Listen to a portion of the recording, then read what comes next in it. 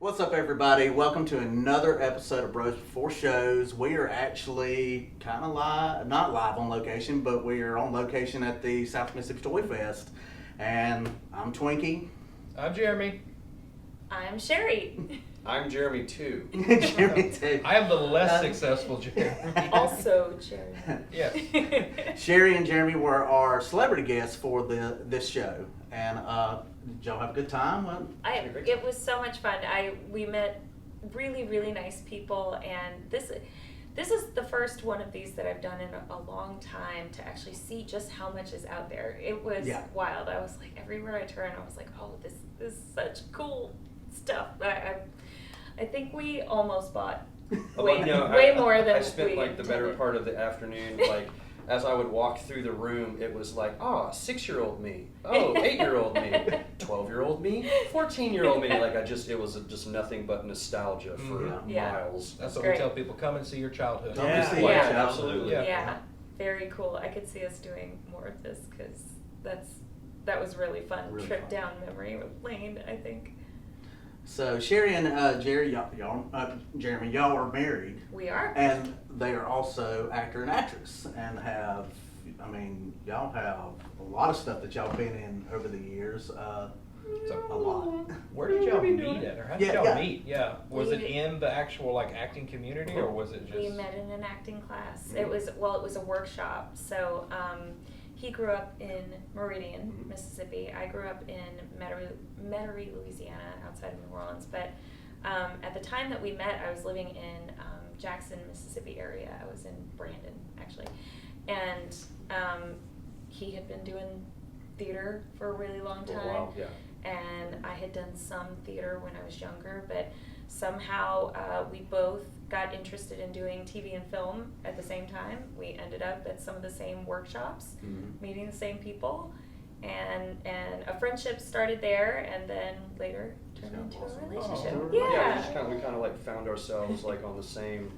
We met at this acting workshop, and then it was just we found ourselves on the same circuit where it's we're working with these, and it's a small world. It's a very small world, we, especially we in all the know the Southeast. same people. We all work with the same people. We ended up with the same agent. We worked on films and local projects together and everything. So it kind of just grew over time. And the stuff that I know y'all from, which I know you from Twisted Metal. Twisted You had your part in Twisted Metal. We do have So a cool. little part in the, Twisted the Metal. Purge series. Yeah. NCIS. NCIS New Orleans.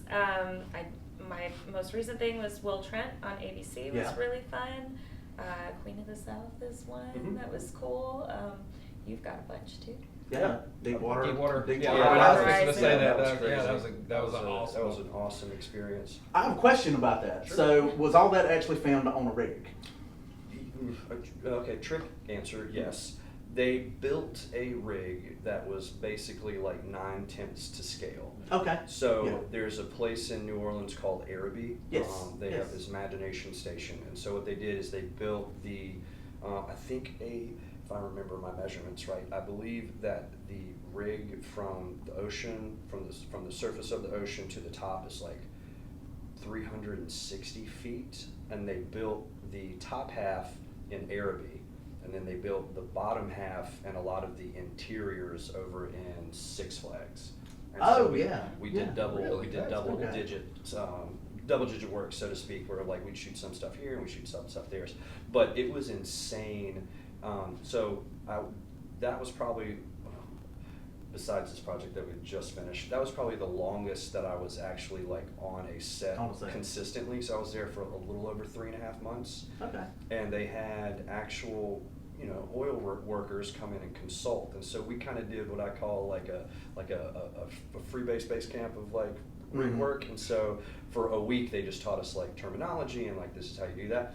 But to be on that rig and you would see a 13-ton wheel of cable that you lean up on it and it's styrofoam, it's your brain doesn't wrap around You felt like Superman. You would lean on something and it would move, and I'm like, oh, that's not metal. What the? It was insane, the level of detail that they put on that set. It was such a cool experience. One of the cooler things about that particular set out in Araby was that they had a practical, a massive special effect that they were pulling off. But you know, a lot of movies, when you have like a big explosion or something like that go off, they build it to do it maybe twice. Yeah. Maybe twice. This was built to blow over and over and over again and then reset. And so they were out. Really? It was pretty It took wild. I got to go six- visit took when they were 16 doing showers that. one day. Yeah. Because They would just hose them down. We get to Yeah. set. We get to set. We put on the onesies that we were wearing were like the legitimate fire retardant Transocean onesies. So we wear those. We get in a costume. They take us into makeup. They put our dirty makeup on. Mm-hmm. Then we go on the rig. And so like, what was interesting was it's like this was also at that time the biggest set that I've been on. So I mean, like the most moving part. I mean, the cast, like the crew sheet was probably 250 people working. Like so many moving parts, and I'm just walking around going like, I'm gonna get fired. But so You did not get that. I did not. So they would put us on set. So like the little sequence where we were out when the pipe would blow and like the blowout actually happened. That took probably 2 weeks to just get all of the angles and all this kind of stuff.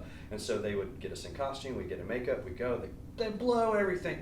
We're covered in mud. We walk out, we go take a shower, we go back to base camp, new costume, new makeup, go back to set, blow, dude, rinse and repeat. And so like at the end of the day, you're just going like, how many times are we doing this? I What's just happening? thought it was so remarkable because on you know, a huge expensive film like that, it's like usually those types of gags are like, okay, we get 2 of them, we got to get it right. And, Yeah. Make it count. And they the were way just that like, they "All right, let's built do it this again." was- yeah. Well, they built it. It was basically like a recycling vat of petroleum, whatever. So they use the actual mud. I learned some science while I was there. So as you are drilling the ocean floor, you are removing oil from the plate. So therefore, to keep everything balanced, they replace the oil with this mud. And so it's a game. It's not just that we're taking it out. It's a game of pushing things down as you are taking out the oil thing. And so production used that actual petroleum product that I can still to this day smell. Like it's just, I walk around like, It just- ooh, I smell yeah. petroleum. It's Yes, just I burn know. into your Yeah, brain at it's this just point. absolutely like Yeah. it's ingrained for sure. Wild.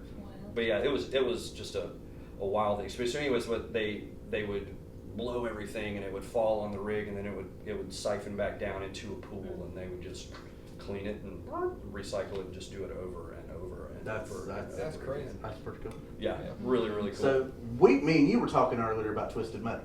Okay. I did not know that a lot of it was filmed in Louisiana. Yeah. So So and you know, I think they're coming back for a second season. yeah, they are. Yeah, they. But I think we're that's super is that excited moving about or is that not in New Orleans?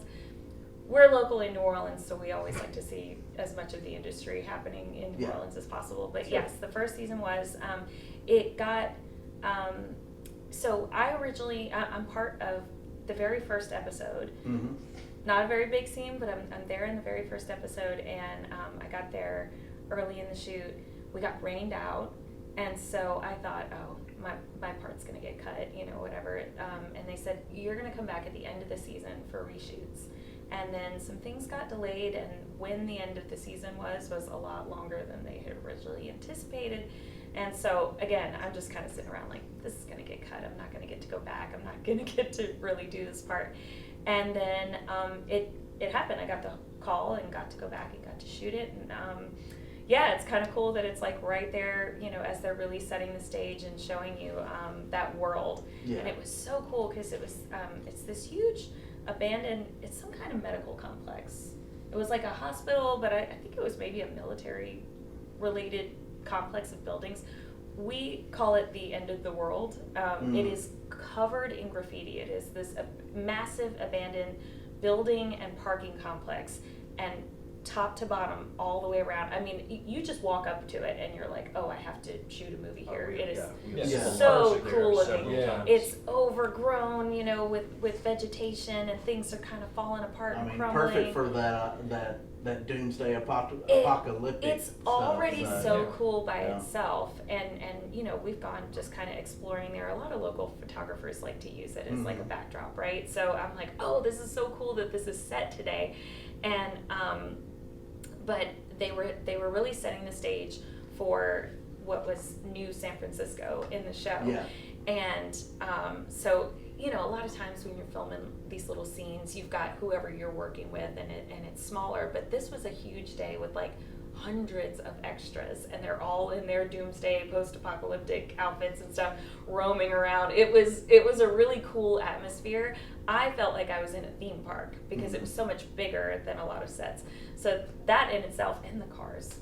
Oh, you yeah. know. Yeah. Everybody loved the cars. But Anthony Mackie is really, really funny, and it was cool because I was there so early in the shoot when everything's really kind of finding its footing, and then we get rained out and we didn't really get to do the thing, and then coming back at the very end and seeing everybody's all comfortable. yeah, that was almost cooler because I got to see the beginning and end, to see like how everybody interacted, and you know, I knew a few of the crew members already from some other things in town, so it was really just kind of cool getting back there late in the shoot as well to kind of see how that was going. But As a huge fan of the video games, uh-huh.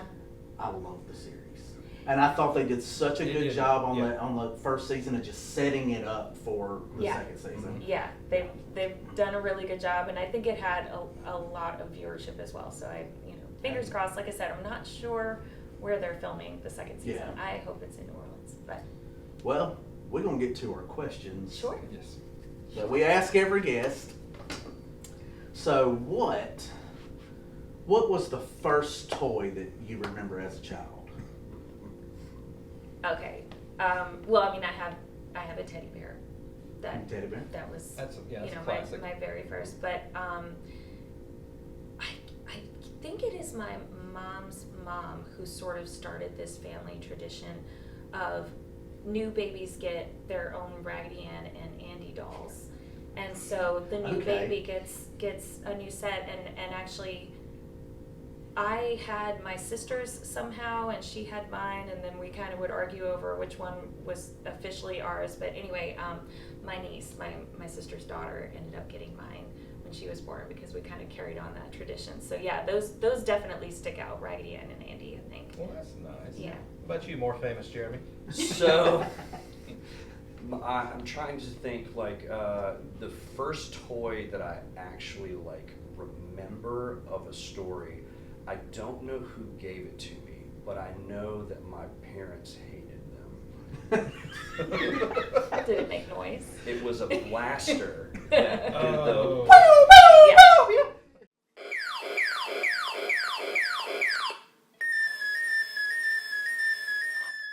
And Yes. as a child, I could not understand why after a few days my blaster didn't make noise.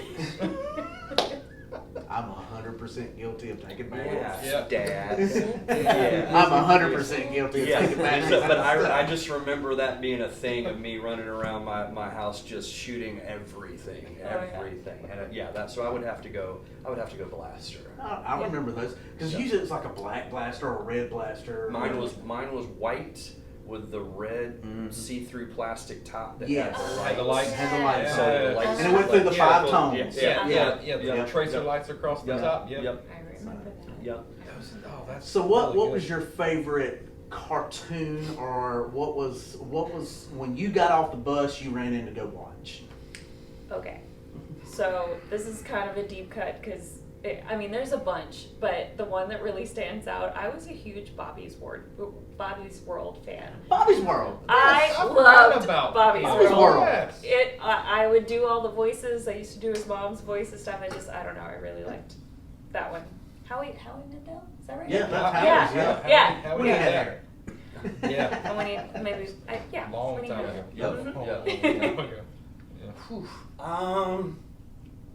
Man, I don't. I'm just, brain's like. So, So growing up, we were poor. We I didn't have understand. cable. So it was always a treat to go over to a friend's Mhm. house or someone's house that did have cable. Yeah. Because you felt like you were getting the like forbidden fruit. Yeah. And so I remember going over to my buddy's house that had Nickelodeon Yeah. and watching Ren and Stimpy. Oh. And so we had a Nice. conversation a couple of weeks ago about like, go back and watch Ren and Stimpy Oh my as God. an adult. Yes. Yes. And you are like, Yeah. how in the did we watch this? And No wonder we're so up. and why was Yeah. it not like on Adult Swim or something? It was like Yeah. at 4 Right. o'clock in the Dude, afternoon. It was a prime You time. get out of school viewing. at 2:30, the bus comes and picks you up, you're at home by 3:15, plenty of time to watch Ren and Stimpy. Ren and Stimpy and Rocco's Modern yeah. Rocco's Ah, and he yes. was a sex worker. he talked on the phone. He was a call. There's a He scene- would call and he'd I talk don't know dirty if to we me. That can- was his job. Can we talk about the like? There's this. I showed her. I think I showed you. There's a scene in some Ren and Stimpy episode where it's like all you need to know, and it's there's a log on Stimpy's back, and Ren has the saw, and he's sawing the, and it's like, tell me, like, why does a 7-8-year-old need to watch See that, anything yeah. like? Yeah. I still go No one around was and I interested. still sing the log song. Log, As big as bad as wood. Core memories. Oh, Yes, God. I still, anytime There were a lot I'm of working fun out in the things woods to or do. something, I'm humming it or I'm singing it or whatever. Yep. Or the happy, happy, joy, joy. Oh, song. yeah, Happy, Happy, we Joy, do Joy. that one. Then the toast guy that flew backwards. See, those songs were Yeah, things yeah. that your parents couldn't take your batteries out. It was Yeah, like, okay, exactly. well, you could silence the toys. You cannot silence us when we Yeah. get those songs in Yeah. our heads. When you're So- screaming it in the back seat on the way to wherever, yeah. Yeah. Yeah. Mhm. Yeah. So, do y'all collect anything? Do you have any kind of collections or anything? I'm not a collector. But like going around today, I was like, but I want that. It don't even have to be and I want toys. that. I mean, you could. I No, want no. to be- In general, I want to be. I'm I'm a little bit of a minimalist, and so I resist the urge to really collect. Yeah. I try to take or keep something from every project that I do. Yeah. Okay. Like I try and grab like a Ooh. like a little prop or a piece of wardrobe or like whatnot. Like I have from Deepwater. Steals things from That's sets. a Wait. very Acquires. Just saying. yes Yeah. reacquisition. Not always nautical term. with permission. Yeah. is what I we're have saying. I have a friend that ran like there were so many like stories tied to Deepwater that it was crazy. One of those like I mean, being from New Orleans, that's a close to home story anyway. well, absolutely right. Well, Yeah. so I'm from Meridian, Mississippi. Yeah. And so, you know that whole like 6 degrees of Kevin Bacon kind of thing. Yeah. I found out after I was on it that a guy that I went to high school with actually worked on a rig Mhm. with the The guy guy that he I was playing. played that, Yeah. that passed away That's cool. before he was on Deepwater. And so I was like, holy crap! Like I was literally one person away from the guy that I was playing. But he ended up giving me like I have a Transocean hat and like a full like uniform. Like I've got a legitimate piece of that cool. Deepwater history. So Like, out of that's all what- of your acquired Yeah. items, would that be your prized possession, or do you have something better? I have a favorite of your acquired which items. which one you got? What you got? in Joe Dirt too. Yeah, He yeah. gets whacked over the back with a guitar. With a guitar. Yeah, Yeah. By by Mark McGrath. Mark McGrath of Yeah. Sugar Ray, and he so it's just a breakaway Yeah. prop guitar, Yeah. right? So I mean it's mostly foam and it's falling apart. But he was like, "Can I keep that?" So I have if we're just telling stories. I have a story for that one. So Okay. so we almost brought it with us. I'll preface it. So, like Scotty's done some acting, and it's one of those things like you get an audition for something and you get real excited. You're like, oh, I get a chance to like show my work, Yeah. this kind of thing. So it comes out, they're doing Joe Dirt 2, and everybody like Joe Dirt 1. Classic. Yeah. You know, Classic. those zangers. And so like we everybody gets like these crazy auditions, and I remember getting an audition for.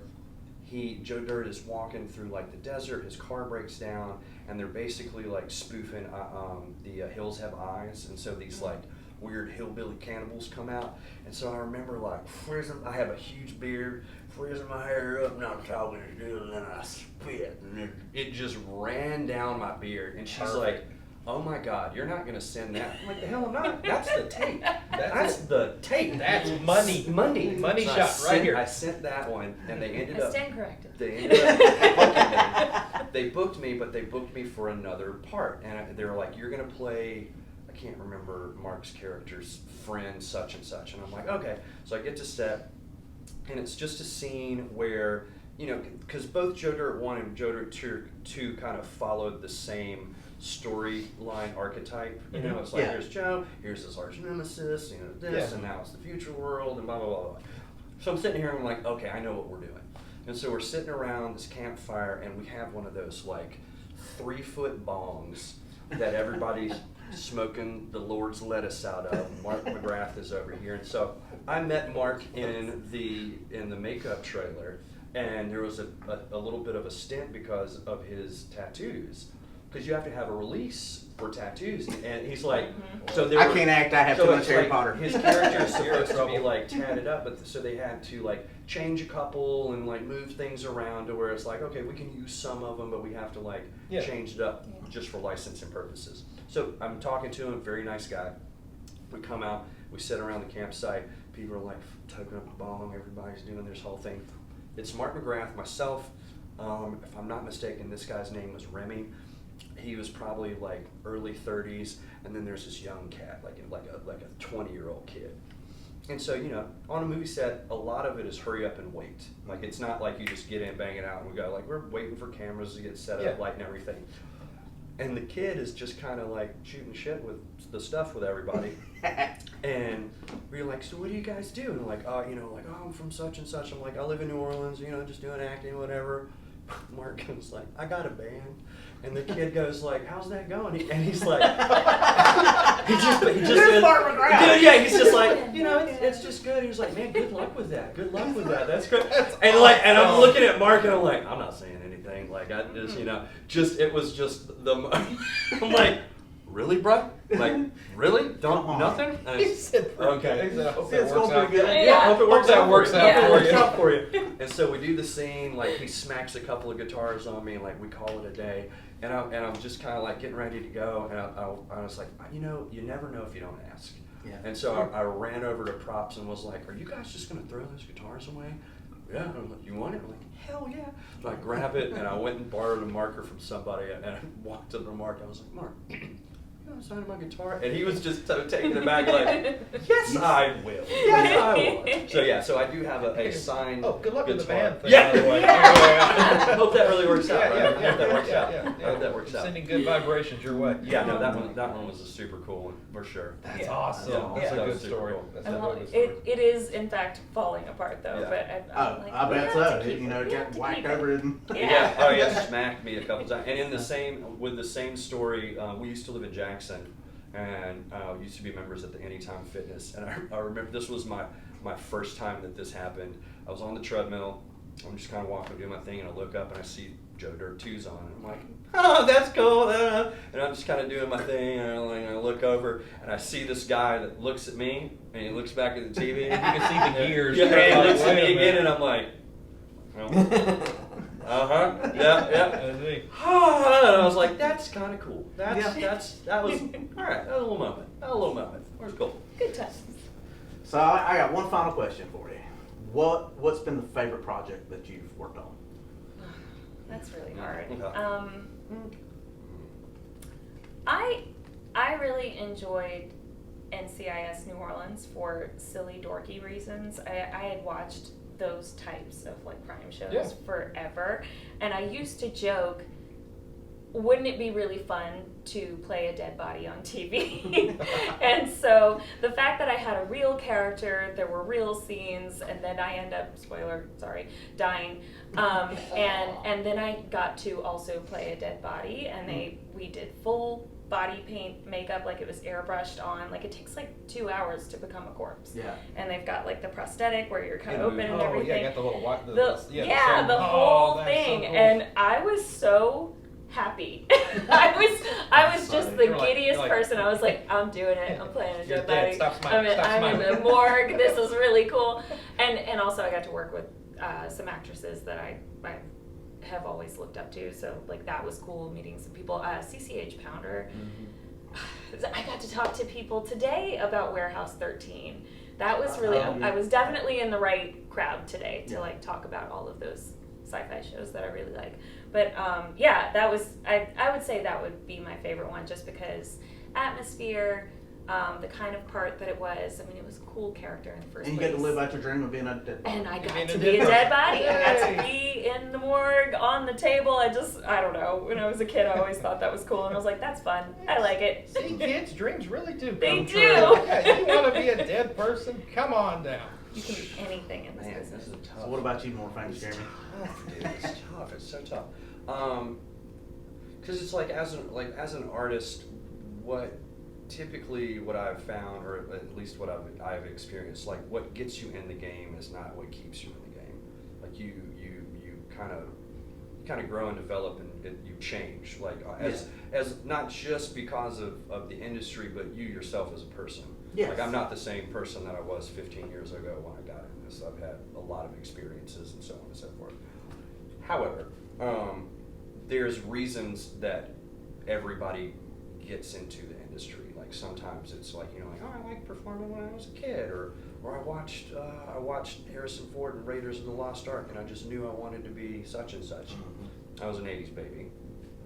Everybody in the 80s knows Bruce Willis. Yep. Everybody knows Bruce. And so, long story short, a couple of years back, Bruce Willis was on Jimmy Kimmel, and he kind of let it slip that him and Lynn Wiseman were looking at doing a Die Hard 6 that was going to be a prequel. So in the creative brain of like at that time, like I went from just doing theater and like little bitty indie stuff with my friends, where like I got some decent credits under my name, and as we all know, like Hollywood is all about just taking shots. Yeah. And so me and a bunch of my buddies got together and we shot this basic like proof of concept that had me as a young John McClane. And I'm like, all right, now we go viral and we just pump this thing. And so we started on this crusade. My stuff made it to Fox UK. Like I met a writer that wrote the fourth Die Hard that was working with them on a series. Like I got a lot of contacts, a lot of connections, and it was just like, we're looking for that, like just that niche to get into Bruce's camp. And then randomly, as the universe, I've learned, like if you put it out there enough, like you'll get something back. It might not be what exactly you want, but you'll get something back.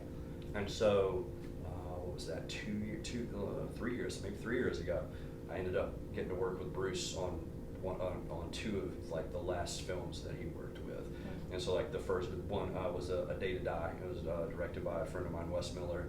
And so they let me be Bruce's bodyguard and like lead him into the scene. And it was just like, I just kind of sat down and he's doing his thing, and I'm just sitting here going like, man, that 8-year-old me is like, bro, like that's the legend, bro. Like, that is so like for me in that whole like anything is possible kind of realm, that's probably my favorite. Like I set out for something, the dart hit the board, there's my boy. Like, yeah, you can do whatever you put your mind to do. Like that was just one of the most serendipitous experiences. As far as like creativity goes, I have found nothing is more fun than like working with your friends, because it's like when yeah, absolutely. Yeah. Because it's one of those things is that as a whole in the industry, like every project is a collaboration. And I've just found like, although like she's had experiences like on I never got to work on NCIS, that one eluded me.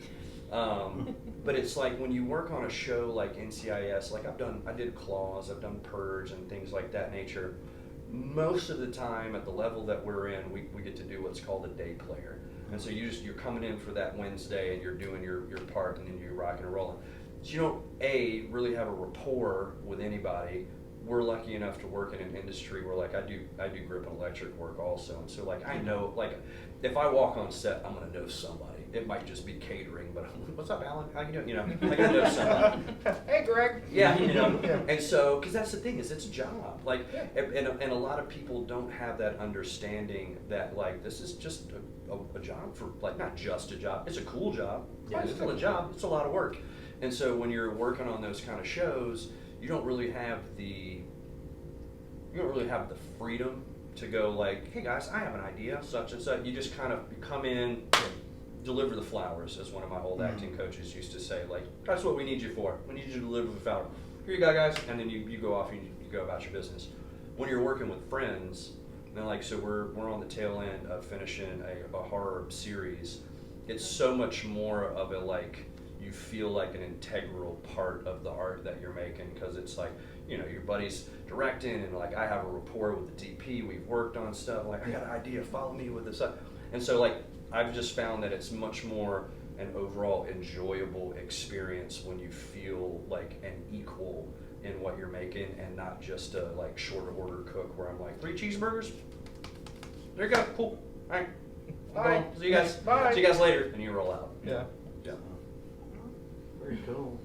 I want to thank y'all so much for Yes, doing this yes, interview with us, yes, and thank y'all for yes. coming to our Comic Con. Yeah. You know, It was a really It fun was day. real fun. It was a real fun and day. so I'm glad we will that y'all definitely enjoyed be it. back. I think it was a really Awesome. cool I'm time. I'm glad to hear Yeah. that. Yeah. Yeah. So again, Next year, Same time. same time. Same time, same place. Yeah. Sweetness. So, Yeah, yeah. thank you everybody for watching. Be sure to take something with you. Yeah. Oh. See you there. Oh, okay. Aw. Safe answer. So, yeah. He might have already stolen something. I was just saying. Thanks everybody. Thank y'all for watching. Check his pockets.